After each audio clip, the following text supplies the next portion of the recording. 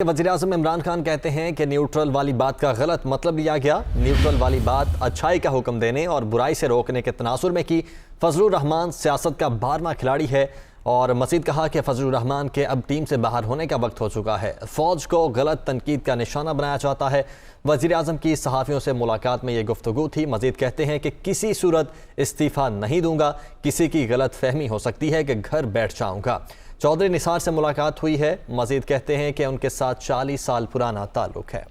इसी हवाले से मजीद बात करेंगे। हबीब अकरम साहब ने हमें ज्वाइन किया है। बहुत शुक्रिया आपके वक्त। हबीब अकरम साहब, कहिएगा, वज़ीर आज़म ने एक बार फिर से कह दिया है कि किसी भी सूरत इस्तीफ़ा नहीं दूंगा, किसी गलत फहमी में ना रहा जाए। देखिए, वज़ीर आज़म का एतमाद जो है उसकी तो दाद देनी चाहिए, लेकिन जो सूरत हालात है वो थोड़ी सी बदलती हुई नजर आ रही है। इस वक्त भी यानी ऐसा है कि उनकी पार्टी के अंदर कोहिजन नहीं है, पार्टी की अफसू नहीं है। पार्टी के अंदर कुछ अराकीन ऐसे हैं जो खुलेआम टेलीविजन पर आकर उनके खिलाफ आवाज भी उठा रहे हैं और वज़ीर आज़म को उनकी रवैये की सख्ती भी याद दिला रहे हैं। तो और उसके साथ साथ फिर इत्तेहादी भी, उनके जो इत्तेहादियों का रवैया है वो भी किसी न किसी दर्जे में मशकूक है कि वो जो इस वक्त 3.5 साल तक या तकरीबन 4.25 साल तक वज़ीर आज़म के साथ खड़े रहे थे, इस वक्त वो भी अपनी ऑप्शन पे कर रहे हैं। तो सूरत हाल जो है वो डिफरेंट है, लेकिन वज़ीर आज़म का जो कॉन्फिडेंस है वो बिल्कुल अलग बात कहानी सुना रहा है। वज़ीर आज़म का हक है कि वो भी अपने अपोजिशन के, जिस तरह अपोजिशन के रहनुमा बिल्कुल कॉन्फिडेंस के साथ साथियों को बताते हैं कि उनकी तहरीक एतमाद वज़ीर आज़म के खिलाफ कामयाब हो जाएगी, तो वज़ीर आज़म का सियासी रवैया तो यही होना चाहिए कि वो भी अपने कार्ड शो किए बगैर कॉन्फिडेंस के साथ ये कह सके कि जनाब मैं तहरीक एतमाद नाकाम करके दिखाऊंगा। लेकिन मेरा ख्याल है कि वो अपना कॉन्फिडेंस जो है वो उस कॉन्फिडेंस के जरिए अपनी पार्टी को, पार्टी के बिखरे हुए लोगों को और अपने इत्तेहादियों को पैगाम दे रहे हैं कि उनके पास कुछ ऐसा है जिसकी बुनियाद पर वो सब जितनी भी मुखालफत है उस पर काबू पा लेंगे। लेकिन बहरहाल ज़मीनी हकायक वज़ीर आज़म के कॉन्फिडेंस को थोड़ा सा आप यूँ कहिए कि मिटिगेट करते हैं।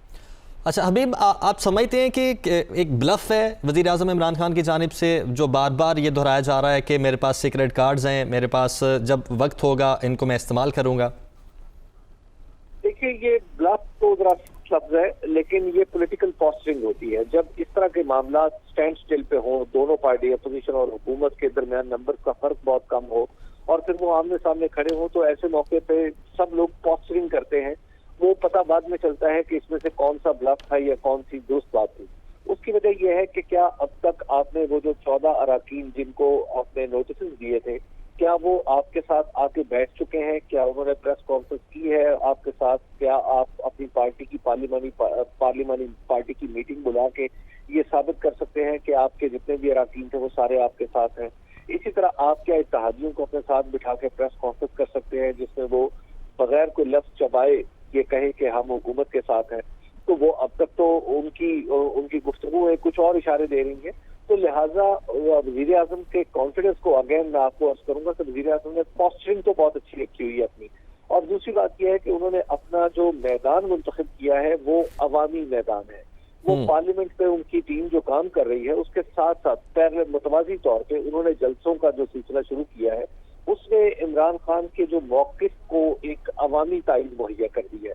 आप इसकी मिसाल लीजिए कि चंद दिन पहले जब कुछ अराकीन सिंध हाउस से बरामद हो रहे थे पाकिस्तान तहरीक-ए-इंसाफ से ताल्लुक रखने वाले, तो वो हुकूमत के लिए एक झटका था। लेकिन उसके बाद इमरान खान की स्ट्रेटजी ने काम किया और फिर अब वही जो अराकीन है वो खुद अपोजिशन के लिए अखलाकी तौर पर एक बोझ बनते हुए नजर आ रहे हैं। यानी अपोजिशन अब उनकी बजाय इत्तेहादियों पर ज्यादा तवज्जो दे रही है और वो अपोजिशन जो एक बार बार इसरार करती थी कि इमरान खान की पार्टी टूट चुकी है और इस पार्टी के अंदर से 30 या 40 लोग या 20 लोग हमारे पास आएंगे। अब आप देख लीजिए कि रफ्ता रफ्ता जो अपोजिशन है वो अपने इस बयान से पीछे हट के अपनी तमाम तर तवज्जो इत्तेहादी जमातों पर मरकूज किए हुए हैं। तो लिहाजा वज़ीर आज़म की जो स्ट्रेटजी है, जो पोलिटिकल स्ट्रेटजी है, वो किसी न किसी दर्जे में काम करती हुई नजर आ रही है। लेकिन अब बहरहाल इत्तेहादियों का एक ऐसा सवाल है जिसके बारे में अभी तक कोई जवाब हमारे पास मुहैया नहीं। सही।